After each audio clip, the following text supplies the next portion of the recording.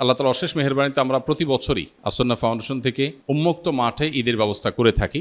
গত বছর আমাদের ঈদগাহে 10,000 মানুষ ঈদের নামাজ আদায় করেছেন। এবছর ইনশাআল্লাহ বিইذনিল্লাহ আমরা 15,000 মানুষের জন্য প্রস্তুতি সম্পন্ন করছি। আল্লাহ যদি তৌফিক দান করেন উন্মুক্ত মাঠে এবারও আমরা ঈদের নামাজ পড়ব এবং আল্লাহ তৌফিক দিলে আমি ঈদের নামাজের ইমামতি করব ইনশাআল্লাহ।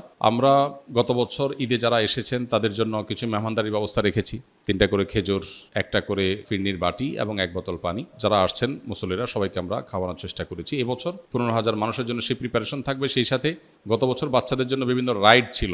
তারা ঈদের সারাদিন, ঈদের পরের দিন, তারপরের দিন সবার জন্য উন্মুক্ত। তারা মন ভরে এই রাইডগুলো উপভোগ করতে পারে। বিভিন্ন রকমের খেলাধুলার আইটেম তাদের জন্য থাকে। রেলগাড়ি, ট্রেন, তারপরে জাম্প দেওয়ার জন্য আরও বিভিন্ন রকমের আয়োজন তাদের জন্য থাকে। তো সেটা এই বছর আরও বিশেষ কলেবরে থাকবে ইনশাআল্লাহ, যাতে করে বাচ্চারা ঈদকে যথাযথভাবে উদযাপন করতে পারে। আমরা ঈদের নামাজ পড়ে বাসায় গিয়ে মোবাইল টেপাটেপির এই কালচারটাকে পরিবর্তন করতে চাই। সেজন্য ঈদগাহে আমরা নানাবিধ আয়োজন রাখছি।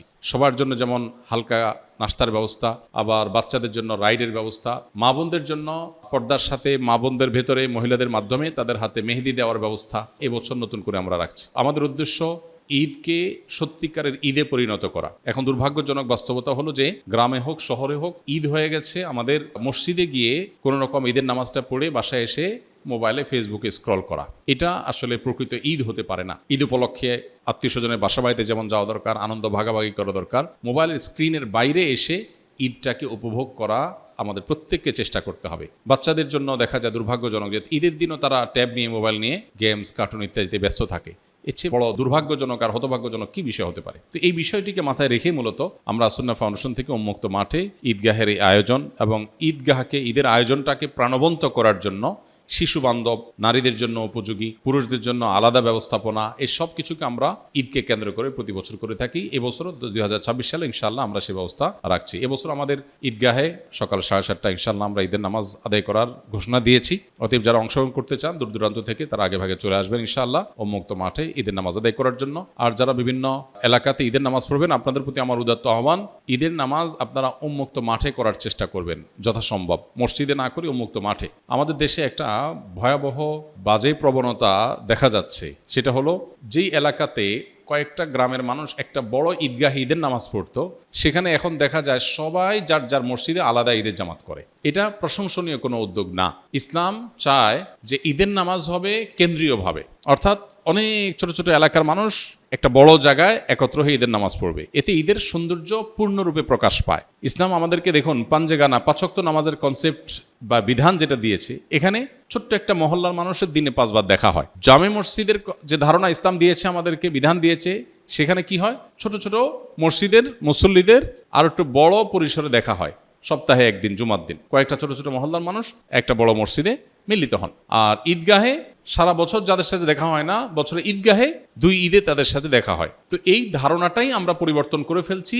ক্ষুদ্র ক্ষুদ্র ছোট ছোট প্রচুর পরিমাণে জামাত করে ঈদের সৌন্দর্যটাও নষ্ট হয়ে যাচ্ছে। তো এই জায়গাটাতে আমাদের বিশেষভাবে মনোযোগ দেওয়া দরকার। দুর্ভাগ্যজনক বাস্তবতা হলো অনেক সময় দেখা যায় মসজিদ কমিটির লোকজন নিজেরা আলাদা চাঁদা তুলবেন, আলাদা টাকা কালেকশন করবেন, নিজেরা সভাপতি সেক্রেটারি হবেন, নিজের মসজিদ থাকতে সভাপতি সেক্রেটারি থাকতে আরেকজন ঈদগাহে গিয়ে নামাজ পড়ে মুসল্লি হিসাবে, এটা তো মানবজাতির হ্যাম্পার মনে করেন। খুবই দুর্ভাগ্যজনক বাস্তবতা। এই যদি হয় নিয়ত, তাহলে এই ঈদগাহ, এই ঈদের নামাজ আয়োজন করে কি সওয়াব হবে, আল্লাহর কাছে কি পাওয়া যাবে? এই জন্য আমরা চেষ্টা করব ইনশাআল্লাহ যতটুকু সম্ভব কেন্দ্রীয়ভাবে বা বড় পরিসরে ঈদের নামাজ আয়োজন করা, এবং মসজিদে নয় মাঠে ঈদের নামাজের ব্যবস্থা করব। হ্যাঁ, ঢাকা, চট্টগ্রাম শহরে এলাকা যেখানে আসলে পর্যাপ্ত মাঠ নাই, সেখানে আপনি মসজিদে ঈদের নামাজ ব্যবস্থা করেন।